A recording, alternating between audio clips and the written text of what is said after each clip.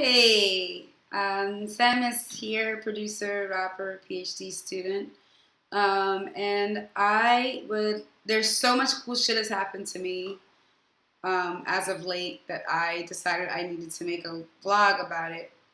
Initially, these were supposed to be weekly, and then they turned into monthly, and we'll see what happens in the future. But for now, I just knew I had to share some of the cool stuff that's going on, that's been going on for the past month and a half. So I believe the last vlog that I recorded, I was talking about preparing for some cool stuff, preparing to drop a video. I don't know if I mentioned actually dropping the video, but I'll talk about it here too. At the end of August, I dropped a music video for a track called Time Crisis, which is the fourth and last single off my last EP, which dropped in March, called Infusion. My homies Vrinda and Zolu came and filmed me and my friends having fun and playing around in the bathtub, and the song's about living my life, so we filmed me living my life with some cool kind of like stop motion stuff going on. So yeah, it was really cool. The video premiered on the Fader, which was definitely one of the biggest features I've ever had. That was really exciting. People were really geeked about it. And what was also cool about that, sharing it through the Fader, was I used that as a moment to also share that I would be working with Don Giovanni Records for the next record. So yeah, so that happened, video. Then I think things were pretty chill. I had a lot of shows, but here in the Ithaca area. So, so tired. Sorry. Oh yeah, so the semester started. I'm TAing a class right now in the American Studies department on freedom. And it's a really, really interesting class. I like discussing how the ideas about what freedom is have changed over time and in relationship to shifting ideas of race, and yeah, it's a really interesting class. It meets Monday, Wednesday, Friday though, which means that I can't sneak out as much as I have done in the past. What else? Yeah, so at some point in there, me and Bay and I went to visit Philly. That's a potential next stop after Ithaca, so we went there and had a lot of fun. If you're from Philly or know anybody in Philly, let me know what you think about it. Is it a cool city? What are your thoughts?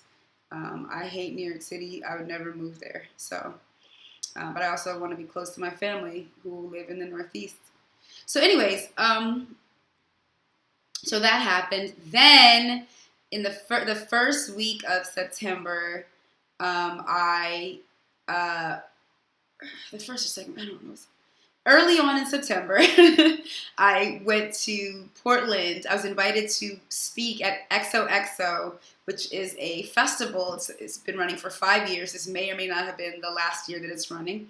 And basically, it's a festival that / conference that celebrates people who do interesting things on the internet. So at first I wasn't sure kind of what to expect.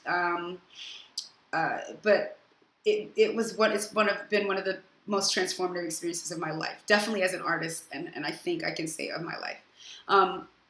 So Bay and I, oh my gosh, and even before we got there, it was crazy. So we ended up flying out of Syracuse because I hate small planes. So now I refuse to fly out of Ithaca. I will fly from the next biggest city, because the last time I flew on a small plane, I thought I was going to die, and I just can't do that anymore. So I don't care about the statistics. I just can't deal with that feeling.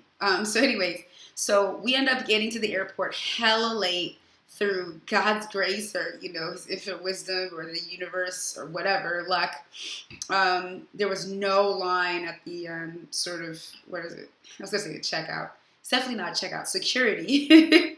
At the security gate. So we got through. We were about to get on the flight. And then, so my boyfriend he's a fiction writer. So we were sitting in the terminal, we were sitting there waiting, to have our, to board the flight. And this guy starts talking to me, this old man, he's across from me, and he's just man, getting to the airport is so crazy, because he could see we were out of breath. And then my boyfriend starts shaking and freaking out. He's like, George Saunders, George Saunders. And George Saunders is a really big short story writer. So he basically, my boyfriend lost his shit and was like so emotional, and then managed to finagle his way into George Saunders' class. George Saunders teaches a class in Syracuse, which is, I'm assuming, why he was in the Syracuse airport. And so yeah, he's like my boyfriend was able to get into the class, and we sat like 3 or 4 rows down from him, and he would just kind of like look at his shoulder. I was like, you're such a fucking creep. But yeah, so there was that magical moment happened. And then we got to Portland, and we stayed in this really quirky hotel. I'm forgetting the name. The Ace Hotel. It was so quirky. I was told it's peak Portland, so it was just very, very like kitschy situation. Yeah, so the hotel was cute. They had a little welcome Samus thing when I got in. The first day, we got there on Thursday. My talk was on Saturday. So Friday, I just kind of like hung out and stressed out and stuff. And while Bay stayed in the hotel and worked, he had to finish a story. He's working on a book. And so he stayed in to work on the book and then joined me at night. And then we went to hang out with my friend, and I got really drunk and we went to sleep. Then Saturday was my talk, and I was so nervous. But y'all, the talk is gonna go up soon enough, and I don't want to do too long of a video. But basically, it was about, for me, we didn't really have any guidelines for the talk. It was just kind of these are things that you should maybe think about doing, like logistically speaking, having a presentation, whatever. So my talk was about my emotions, and how being an emotional person is a powerful thing, contrary to popular belief. And I got 2 standing ovations. People are still, like, to this day, are tweeting me. It's been, 20 days, 2 weeks, 2.5 weeks. People are still tweeting me that they were really moved by it. I was so nervous about the talk because I had thought that I was going to rap. Like, I thought they wanted me for a show, as like the musical entertainment. And it wasn't until like just before, until Andy, one of the organizers, was like, let's talk about your talk, that I was like, my talk? And I realized, like, oh shit, they want me to give a talk. Luckily, I had a talk that I had written, that I had given here at Cornell. It hasn't been recorded or anything like that, about the topic that I talked about. But still, I kind of freaked out a little bit. So the talk was great. And then we just kind of hung out, and I met Anita Sarkeesian. I did a song for Feminist Frequency, so that was cool. Oh shit, that reminds me, I need to email. Fuck, that means I need to email. Okay, anyways, this is good. I'm glad that I'm doing this right now so I can remember. But basically, yeah, so then there's like this viewing party for Ordinary Women, which is like a cartoon series that that Feminist Frequency is behind, that they're doing to spotlight some of the most amazing women in history. Ida B. Wells is one of them, and I made a song about her, a 15-second song that you should check out on my YouTube. But anyways, yeah, so there was like a little private dinner thing, so we went to that. Then Bay and I went to like a Kickstarter event thing, so that was cool. And then we went back to the venue to kind of see some of the animation stuff. So this was not a good summary. I can't even kind of put into words how magical the experience was. It was so transformative, mostly because like it wasn't like a regular conference or convention or anything like that. Like everyone was sort of a creative type, or working on something or doing something. There was no ego. It didn't matter what background, what place you were coming from. Like people were just interacting, and already based off that XOXO experience, let's see what's happened.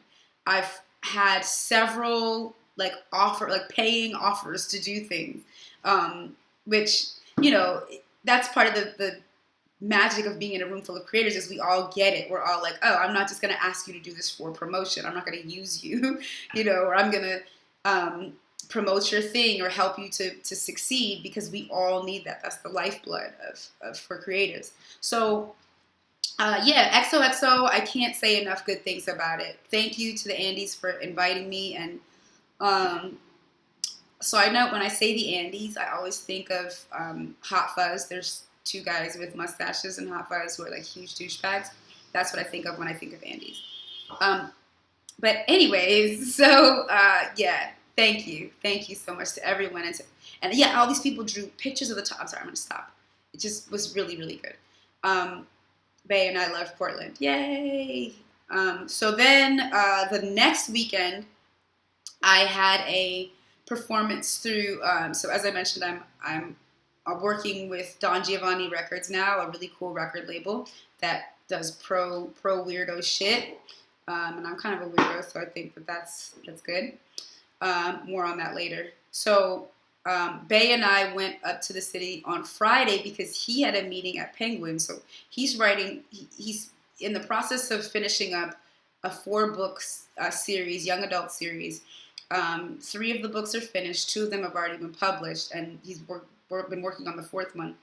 And this was his first time going to Penguin to kind of talk to them, and like we got there, and yo, they loved him. They were like, this book is like, he received some award. I think it's called like a star. It was a starred thing, a starred review, and he was like, he told me that they told him that they submit like hundreds of books every year, and they haven't received a starred review book in like years. So everybody, the whole team was there. They had a whole conference room full of people who just like went around and said what they did. Some people's job was to put books in like Target. Some people's job was to, do stuff with Amazon. Other people talked to librarians and teachers and in school districts and stuff. So it just was, it was great. I was really happy for him and like proud of him. And he's like bashful. It's weird. He's like, I don't know how to describe it. Because he's really personable, and he's like not an awkward person, but like I could tell he was like overwhelmed with all those people being there for him, like, we love you. But it was dope. They really, really loved it. They took us out to like a fancy lunch, real expensive lunch, and it's just good. It's great to see that the fruits of his labor are see the fruits of his labor, basically. You see that everything is paying off. All the hard work, all the long nights, staying up, writing. And yeah, I'm really proud of him. So look up the Blacktop series if you can on Amazon, or I think that's where it's selling right now. Blacktop is the series, and LJ Alon is the author. It's a pen name. So yeah, so that happened, and then so we have this beautiful, fancy, lunch, and then the plan was that I was going to jump in the car and head to New Jersey because I had a set at this festival, and he was going to take the bus back home so we could finish writing. Well, we get to the car, and the car has died because he left the light on when we had gone that morning. So I had like a panic attack. I had a full panic attack. Like, I'm gonna be late. I'm gonna miss my very first like presentation as a member of Don Giovanni Records. I like wasn't speaking to him. I called AAA. AAA came. They put it together, and then he instead of taking the bus, he was like, I'll drive you to New Jersey, and I just like didn't say anything. So then he like sped and got us to Asbury Park. I got there with like 10 minutes to spare. Joe, the head of Don Giovanni Records and the guy who organized the whole festival, he was there. Like, okay, he like ushered me backstage. I felt like a superstar. I felt like such a diva. I had to keep being like, it's not my fault. I'm not that, that bitch who shows up and is like, okay, I know, who like pulls up to the venue and is 5 seconds before the performance, or 5 seconds after the performance is supposed to start. Anyways, I'm not being clever right now. I'm trying to be, but I can't really be. I'm just tired. So the show went really well. People fucked with it. It was good. And it was nice to, nice to see some of the other bands on the label and other bands that are affiliated with the label. I just, like I've said in the past, I love Don Giovanni Records so much just because the artists are politically minded. They're about that DIY life, and they give a fuck about their art. That's really all that matters to me. So that was tight. Trying to remember what else happened. then that was it for that weekend. So from then until now, things have been relatively quiet, I think.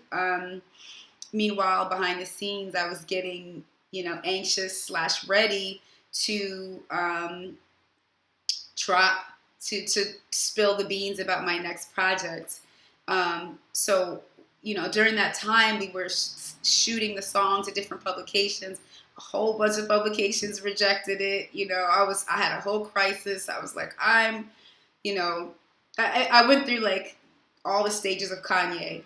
I went through like the depression and insecurity to like indignation, back to feeling like nothing. I listened to my album like 10 times in a row just to like affirm myself and like, am I really like as bad as these people think me to be? And then we got a bite, and we got a bite from motherfucking NPR. So as of I believe yesterday, September 28th, that's why this is such a big deal for me. This is such a big deal for me. I was up on NPR with my first single, Weirdo, which features the homeboy Sandman, who's fucking dope, and also dropped a project today with A$AP Rock called Lice 2. They had a project called Lice, and this is the second one. This one is Still Bugging, which is funny and so corny and hilarious. But anyway, so the song dropped, and since then, people have been showing me love. A lot of people have pre-ordered, which is so exciting. For the first time, I have vinyl to sell, so you can pre-order. I'll put links below so that you can, if that's your thing. There's also a special bundle that you can get that has a t-shirt with artwork from me. A Rhymes and Reasons booklet, or book, which basically is like all of the words and then explanations about like why I rap the way that I rap or what I rap about. And then also there's a sticker and a pin, and you can get, a CD, a vinyl, or just a digital copy of the thing. But yeah, so all of that's up, and people have been supporting up. This has been like blowing up my social media. I'm just so, y'all, I have been through all of the emotions. Like last week getting all those rejections, to this week being on like one of my absolute favorite sort of publications regarding music. It's been a roller coaster. So don't give up. If everybody rejects you for a thing, don't give up. Is all I can say. So that happened yesterday, and today I gave a talk for a class here at Cornell on songwriting from Annie Lewandowski. She's a wonderful artist, and also a professor here, a lecturer here, and she is teaching a songwriting class and asked me to come in and share my process. So that was really fun. It's great because I'm, in the process of finishing this booklet about rhymes and reasons, so being forced to talk about my process has actually shaped some of the writing that's gone into that booklet. So that's kind of where I'm at right now. I'm excited that in 2 weeks, I will be heading to, next week actually, I will be heading to Seattle for Geekgirlcon, a convention that celebrates geek girls, but lots of other folks as well. It should be a great time. This is my second time going. I went in 2014. It was my first time going to a show, like a cross-country show, getting on a plane for a show. No, it wasn't my first time getting on a plane for a show. But it was one of the first times. But it was definitely my first time going across the country for a show and being like a headlining artist. That was thank you, Geekgirlcon. That really changed my life. And I met the Double Clicks there, and that relationship has been dope. We went on tour together, and they've hooked me up with so much stuff. And so, yeah, I'm really, really hyped to go back, and to go back with I just feel like I've grown so much in 2 years. I've grown so much. I have new music. I have a new swag, I'm just ready for this. So it's going to be super fun. I'm going with Bae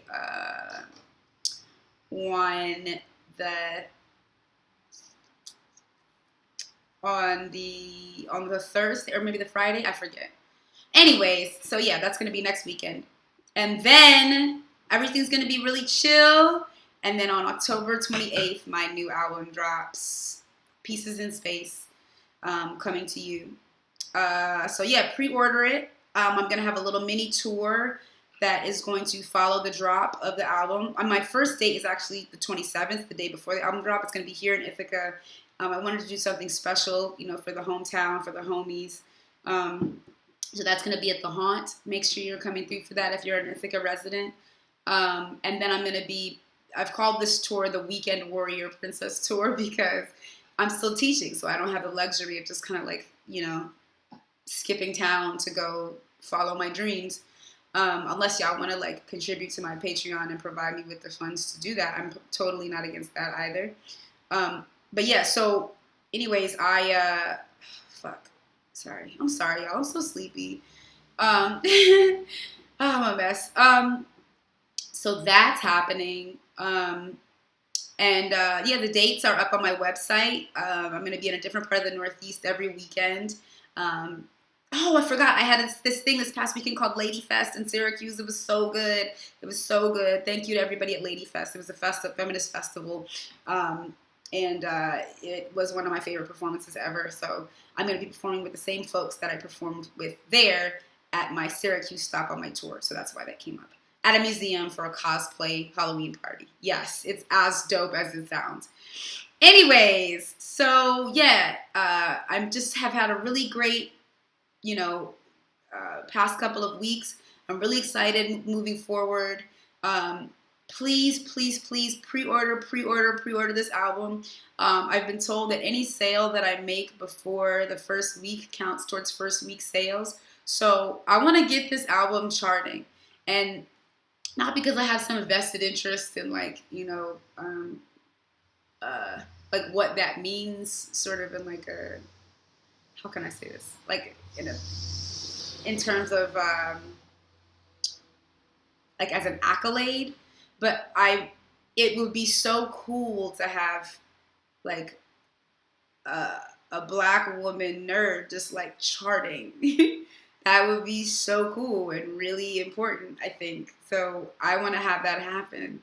And I think we can do it if enough people pre-order this album. So anyways, that's all for now. I managed to make this in, just shy of 23 minutes. So that's not bad, right? To catch you up on 2 months of my life. More updates soon. But until then, bye-bye.